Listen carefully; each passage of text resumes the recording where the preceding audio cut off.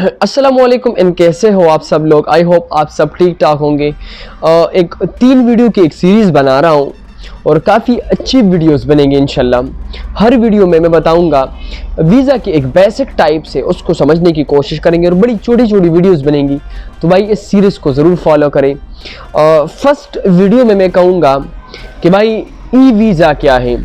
इंशाल्लाह next video में मैं बताऊँगा कि एक ट्रांजिट वीज़ा क्या होता है और इंशाल्लाह वीडियोस बनाएंगे इस सीरीज़ में। काफ़ी अच्छी वीडियो होने वाली है। नंबर फर्स्ट पे मैं बात करूंगा आज की वीडियो में कि भाई इलेक्ट्रॉनिक वीज़ा क्या होता है। अमूमन कहते हैं ई वीज़ा होता क्या है।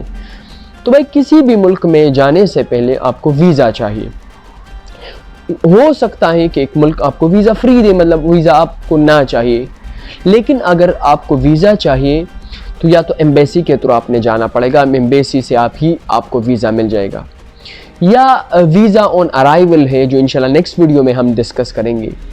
और एक टाइप का वीज़ा है जिसको हम ई वीज़ा कहते हैं। अब बात हो सकता है कि आपको ई वीज़ा भी मिले, हो सकता है कि एम्बेसी के थ्रू भी मिले, लेकिन ई वीज़ा को शॉर्टकट में हम ई वीज़ा कहते हैं। इलेक्ट्रॉनिक वीज़ा इसका पूरा नाम है, इलेक्ट्रॉनिक वीज़ा।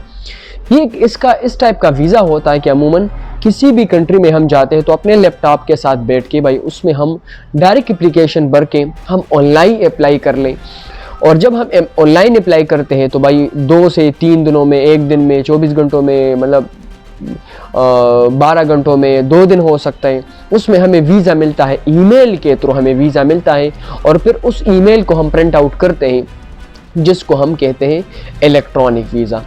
ये अमूमन चीप होता है, मतलब इतना ज़्यादा पैसे उस पर नहीं लगते और एक नॉर्मल टाइप का वीज़ा होता है कि और आसानी भी होती है कि यार आप एम्बेसी के थ्रू जाते, उसका एक सरदर्दी बड़ी अजीब सी है। ये भाई ऐसा नहीं है भाई, सिंपली वेरी सिंपल।